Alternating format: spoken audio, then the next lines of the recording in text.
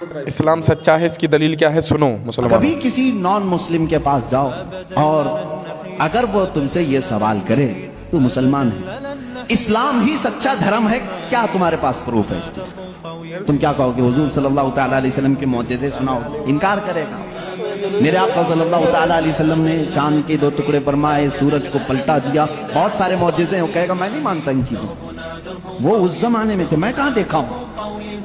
اگر تم اس کے سامنے اسلام کی عظیم فتوحات کو دکھاؤ گے، وہ کہے گا میں نہیں مانتا، یہ سب کہانیاں ہوں گی، ہمارے بھی بھگوانوں کے ذکر اس طرح سے کیے گئے ہیں، اسی طرح کی باتیں ہمارے پاس بھی موجود ہیں، ہر کوئی کہے گا۔ تمہارے پاس اگر اپنے حق ہونے کی کوئی علامت آج بھی موجود ہے تو صرف قرآن پاک ہے۔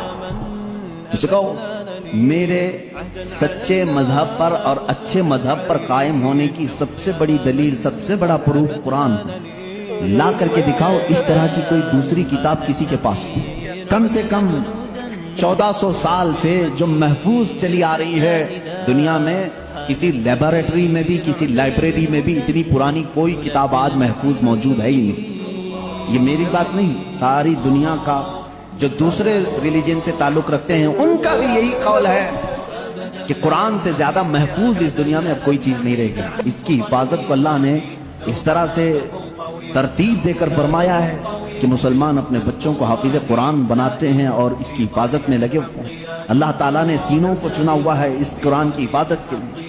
خیر میرے عزیزوں، احادیث کریمہ میں یہ ہے، حضور اکرم صلی اللہ تعالیٰ علیہ وسلم فرماتے ہیں قیامت کے دن ایک بندہ آئے گا جو قرآن تلاوت کرتا تھا، اس کے حساب کی باری آئے گی، رب تعالیٰ اس سے فرمائے گا اقرأ القرآن ورتقی ورتل، اے بندے قرآن یہاں پر بھی پڑھ جیسے دنیا میں پڑھتا تھا، جیسے تو قرآن پڑھتا تھا یہاں پر بھی پڑھ، اور جب تک وہ پڑھتا رہے گا رب تبارک تعالیٰ فرماتا ہے ورتقی ورتل، ایک آیت پڑھ ایک درجہ اوپر، دوسری آیت پڑھ دوسرا درجہ اوپر، تیسری آیت پڑھ تیسرا درجہ اوپر، جنت میں وہ درجے طے کرتا جاتا رہے گا، جہاں جا کر کے وہ قرآن کی تلاوت ختم کرے گا کہا جائے گا یہی تیرا درجہ ہے۔